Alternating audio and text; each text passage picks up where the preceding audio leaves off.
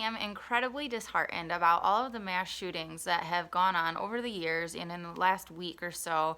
I have to say that I am not entirely surprised. So, in America, we have a culture of death. Mother Teresa said, if a child is not safe in her mother's womb, where are they safe? So when we start examining the forefront of our right to life, or right to life from conception, the argument of my body, my choice is the prominent argument that people make in support of abortion. So abortion in and of itself is killing another human being. So you can argue that they aren't at a viable stage in their life. You can argue anything you want. But at the end of the day, their DNA indicates that they are a human being. They are a member of the human species. So you are killing, it's the killing of a human being. When somebody has visualizations about shooting up a school, when they visualize hurting someone, harming somebody, they are doing that to another person. Now, you can see that person differently than you can see a baby in utero, although ultrasound technology gives us that ability to see babies on ultrasounds, and we see the beating heart and the head and the arms and the fingers and the toes and everything else.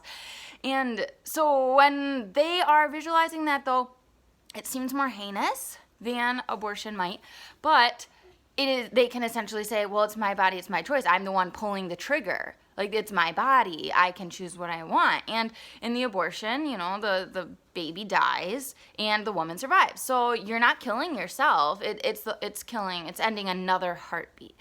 So my husband and I were talking about the shooting that went on in California about a week ago, and with the two girls that are now passed, the 14-year-old and 16-year-old, may they rest in peace, God have mercy on their souls. We were talking about it, and it's so sad. But I'm not surprised. I'm not surprised that we are continually seeing this, not only because of abortion, we have this culture of death, but we are desensitized in general to violence with the movies that are out there and the TV shows and just the media in general. And when we start looking at pornography, the effect that pornography has on men and women, but men especially, it is atrocious. It is substantial.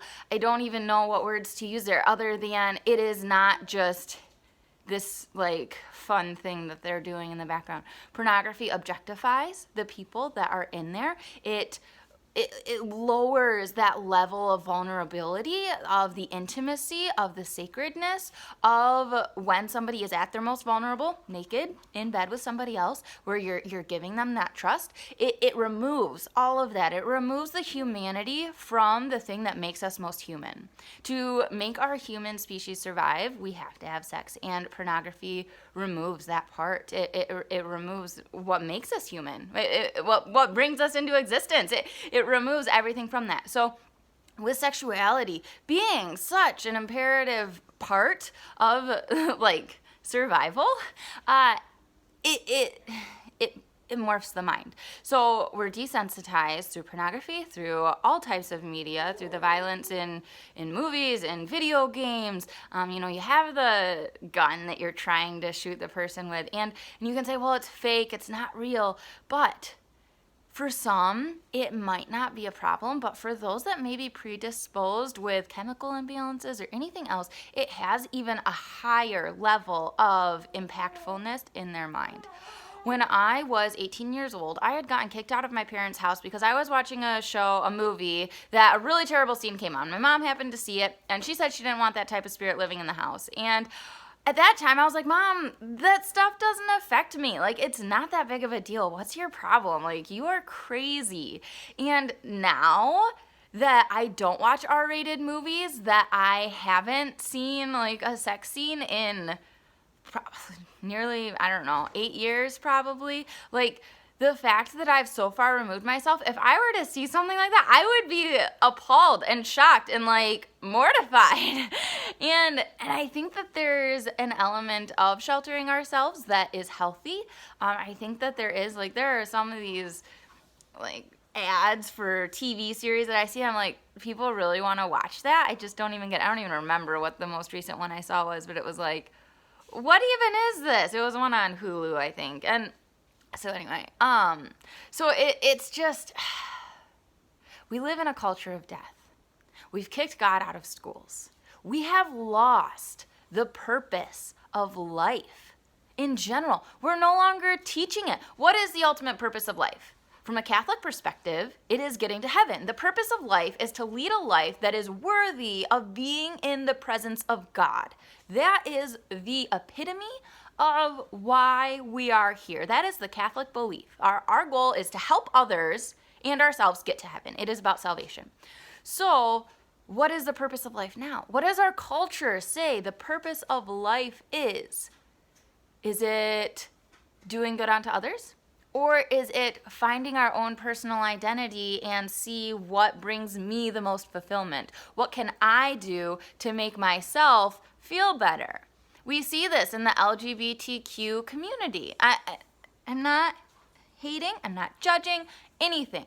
I am merely speaking of the importance that is put on it, that we're like required to question, that we are required to like seek deep in ourselves to see what's going to bring me the most fulfillment in my sexuality, in my identity, what is going to bring me the most fulfillment. And it removes the fact that we aren't here to serve ourselves, we're here to serve others. And people can disagree. You can disagree with me. You can say, that's not why we're on earth. God's a fictitious character, and this is nothing about why we're here. You can say that, fine. I'm saying, as a Christian, for all of the reasons that I choose Catholicism, which are a multitude of videos on this channel, and will be in the future, for all the reasons I choose Catholicism, for all the research that's been done, for all the people through the millennia that have witnessed apparitions, that have experienced the Holy Spirit, that have, like, innately known these things about other people, prophets, like, different things. The survival of oral tradition, all of it. Okay, so the purpose of life being we are to get to heaven. We've lost that. And so when these mass shootings break out, we can't have our cake and eat it too. Our society wants their cake and they want to eat it too. They want to indulge in whatever they want and they want to not gain the weight. Okay? It doesn't work that way. You can't eat cake for every single meal and still be healthy. You have to have a balanced diet. And so we have to re-examine, what are we working for? What is our purpose? Why has our society gone to this level?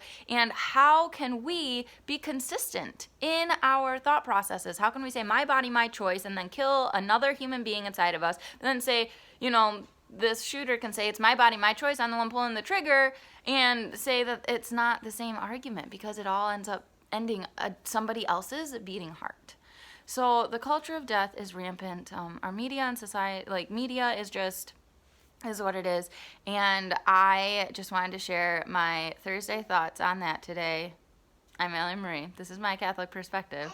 And I just am praying for our culture. And you can too. It is all about just finding that peace, finding the way that we can find God and bring God into our interactions just in the most simple ways. So those are my thoughts.